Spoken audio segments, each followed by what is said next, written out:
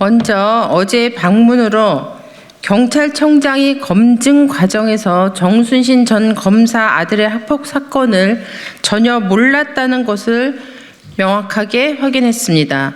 경찰청장이 전한 정순신 전 검사의 임명 과정은 이렇습니다. 처음 국수본부장 공모에 3명이 응모했고 그중 경찰 출신 1명은 연령 정년으로 임기를 채울 수 없게 될 우려로 배제되었다고 합니다. 하지만 애당초 자격 없는 사람을 심사 대상으로 한 것도 말이 안 되고 이 또한 밝혀야 할 사안입니다. 다른 2명에 대해 상대적으로 비교 우위에 있는 후보를 추천했는데 그 후보가 바로 정순신 전 검사였다고 합니다. 이는 정순신 전 검사에게 상대적 우위가 있음을 경찰청장이 판단했다는 것입니다. 이 부분은 윤익은 경찰청장의 책임입니다. 이 과정에서 경찰청은 정순신 전 검사 아들의 학폭 관련 내용에 대해 대통령실이나 법무부로부터 문제 없음으로 유선 통보받았다고 합니다. 하지만 2018년 KBS에 대대적인 보도가 있었는데 법무부와 검찰이 이 내용을 몰랐을 리 없습니다.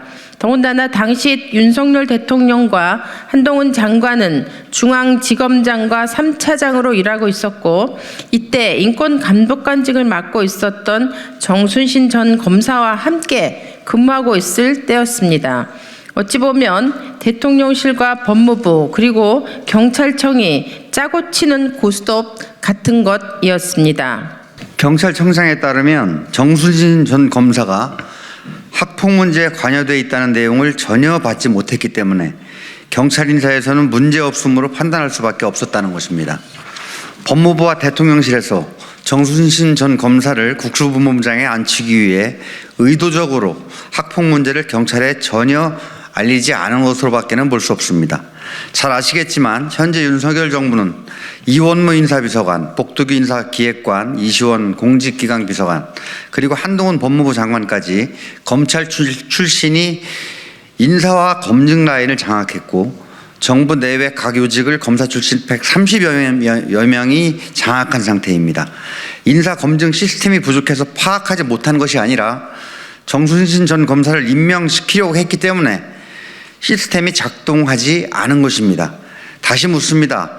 이번 정순신 인사검증, 인사참사 가장 책임 있는 기관이 어디입니까? 다음으로 경찰청은 향후 국가수사본부장 외부 공모 계획에 대해 내 외부를 모두 열어놓고 최종 판단을 고민 중이라고 밝혔습니다. 다만 이번 정순신 전 검사의 낙마 과정, 국민 여론, 내부 사기 등을 고려해야 할 상임을 대통령실에 전달했고 답변을 기다리고 있다고 설명했습니다. 그러나 이번에도 검사 출신이 국가수사본부장이 내정된다면 또 검사 출신 국정장악 논란에 벌어질 것입니다. 국가수사본부장은 수사 역량뿐만 아니라 수사 준칙이나 검경 간 제도 개선을 논의해야 합니다. 경찰 내 수사 자원으로도 충분히 역량 있는 사람이 후보자가 될 수 있습니다. 추천권자로서 경찰청장이 14만 경찰의 자존심을 지켜줘야 하지 않겠습니까? 정순신 전 검사 아들 학폭 사건으로 온 국민이 분노하고 의혹을 제기하고 있습니다. 경찰청 방문 결과 윤익은 경찰청장은 하늘을 우러러 정순신 전 검사 아들 학폭 사건을 전혀 몰랐다고 답했습니다. 이제 한동훈 법무부 장관이 윤석열 대통령의 책임임이 한동훈 법무부 장관과 윤석열 대통령의 책임임이 밝혀졌습니다. 이제 국민 앞에 분명히 답해야 합니다. 향후 저희 정순신 검사 특권 진상조사단은 실제 검증 권한과 책임을 가진 법무부, 대통령실의 인사검증 실패에 대해서도 그 의혹을 명명백백히 밝혀나가도록 하겠습니다. 22일 수요일에는 학폭 피해자 가족협의회가 있는 해맑음 센터를, 24일 금요일에는 반포고등학교를 방문할 예정입니다. 언론인 여러분께서도 많은 관심을 가져주시길 부탁드립니다. 감사합니다.